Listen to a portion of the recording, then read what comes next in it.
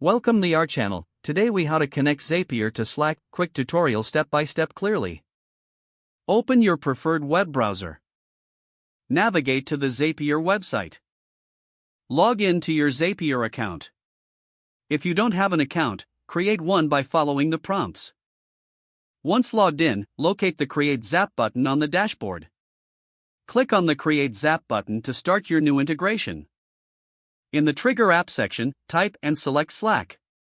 Choose the trigger event that suits your needs. Click the Continue button to proceed. Now, connect your Slack account by clicking on the Sign in to Slack button. A new window will open prompting you to log in to your Slack workspace. Enter your Slack workspace credentials and authorize Zapier's access. After successful connection, choose the Slack account you just connected.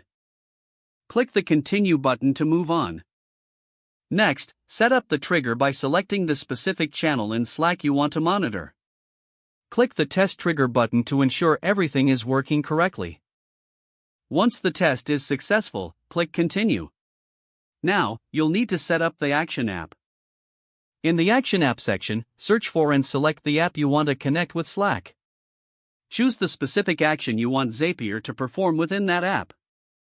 Click Continue to proceed. Connect the app you selected by following the authentication prompts. Once connected, you'll be asked to set up the action's specific details. Fill out any necessary fields based on your preferences. After completing the action setup, click the Test and Review button to test the integration. If the test succeeds, click Done Editing. Finally, give your Zap a name at the top of the page. To activate your Zap, toggle the switch to On. Your Zap is now set up, and you're ready to automate your workflow between Slack. If the page does not load, refresh the browser or try again in a private or incognito window.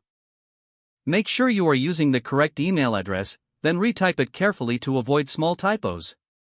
If your password is not accepted, use the Reset option and create a new strong password you can remember.